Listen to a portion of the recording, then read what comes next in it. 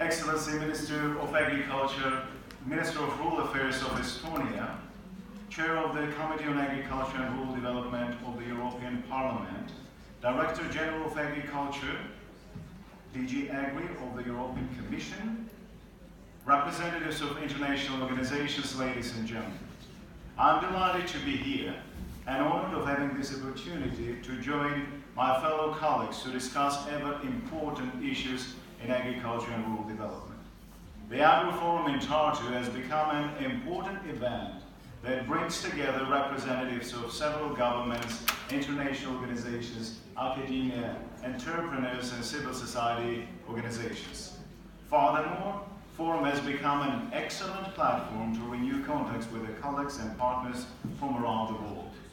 I'm confident that outstanding environment and exceptional organization of the Forum would result in constructive conclusions and proposals that would help us to address current and future challenges in a more consolidated way. We have the privilege of holding the Forum at the Estonian University of Life and Sciences, which is among the best universities in agriculture and forestry and belongs to the top 1% most cited research facilities in the world. And the place of Agri-Forum is symbolic, since my address today is primarily dedicated to the transformation of agriculture and growing importance of education, research, science, and technologies in building sustainable, competitive, and effective agriculture sector. The rules of the game have changed. The first thing billions of people do as they wake up is unlocking their phone or their tablets. And the simple action has been shaping economic order that we used to live in. Technologies has been shaping the way we live, communicate, and do business. And of course, it has significant impact on agriculture. Dear colleagues, in the end of the 17th century, one of the essential tasks before humanity was to ensure food security and provision of food to growing population. And the essay of the principles of the population, Malthus, referred to the issue of population increase in geometrical ratio, while subsistence increases in only arithmetic ratio. The concern was to supply enough food to growing population. However, as we witness now, as a result of the research and innovation in food production and handling, as well as genetic engineering, productivity has increased sharply, and people have access to a variety of food and food items. Although we still face the issue of hunger and malnutrition, it is rather the result of a bad food management systems and huge food loss and waste, but not inability to produce enough food. Another concern was supply of energy and exhaustible resources, which has been gradually replaced with the wind, solar, and thermal energy, which are renewable. Solar roofs and electric cars, for example, are not only shaping the future of energy and transport, but also minimize environmental damage. In 2016, 36% of all energy consumed in Germany came from renewable sources. According to some estimates, US may produce twice as much power as America consumes through offshore wind turbines.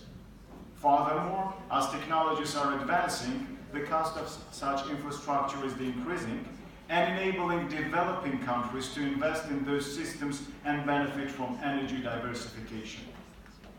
Armenia has made significant steps in improving legislation and providing favorable conditions to investors in renewable energy, which I'm sure would result in sustainable and diversified supply of energy and would benefit to urban and rural population. Dear colleagues, technologies during the fourth industrial revolution are different from their predecessors because of high rate of penetration which does not recognize any space restriction and do not fall under regulation. It is about digital transformation. Technologies made many processes such as cultivation, harvesting, fruit picking, soil maintenance, weeding, planting, irrigation, and farm management automatic.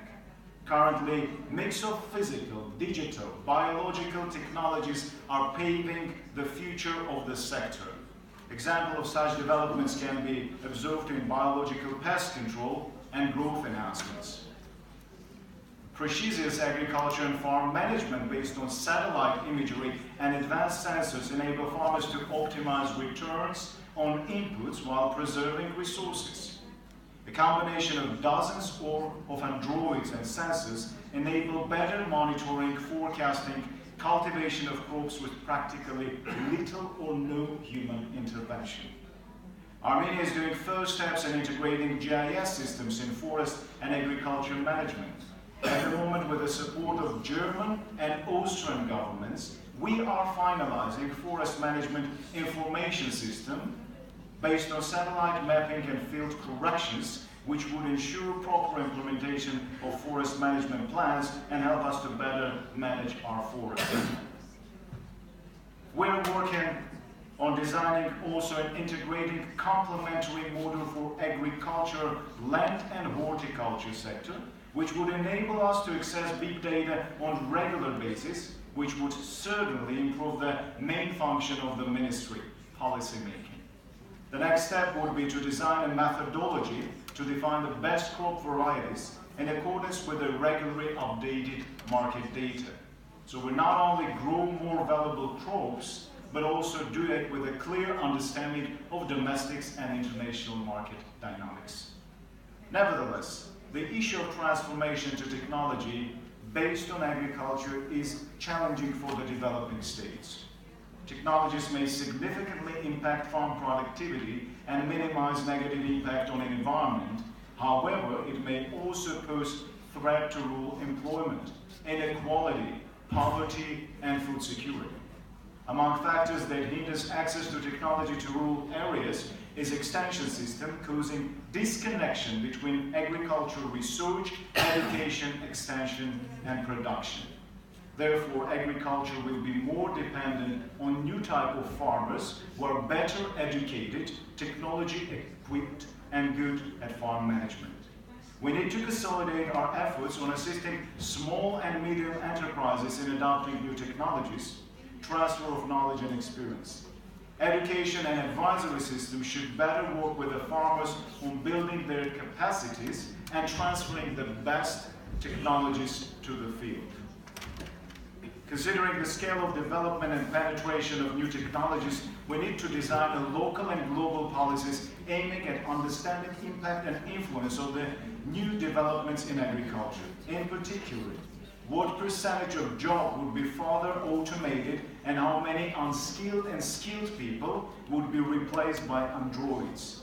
How these developments would be reflected in addressing inequality and what mechanisms may be adopted to protect farmers' rights. How to make synergy and ensure a perfect mix of human and technologies to receive the best outcome for producers and consumers. Furthermore, it is equally important how technologies can help us to minimize food loss and food waste through leaving less harvest on the fields, less food on the plates in the restaurants, and ensuring optimized system of food retail and wholesale supplies.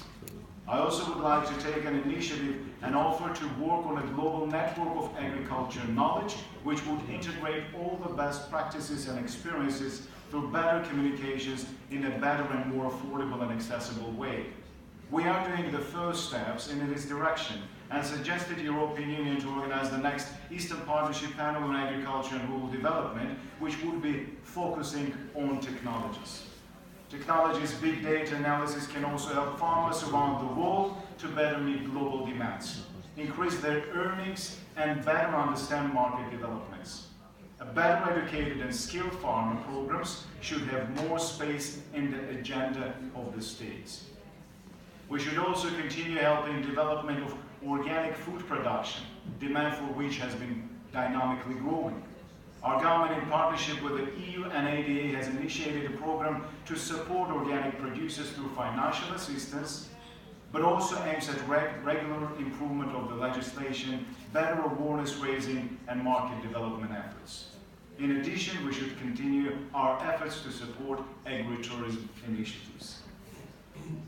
Dear colleagues, today the world is dynamically developing and innovation is found in many different areas, including agriculture. And it is our responsibility to ensure that That development serves to our needs and needs of the future generations. Therefore, it is our task to ensure better integration of these technologies and helping farmers to benefit from all the good. Thank you for your attention.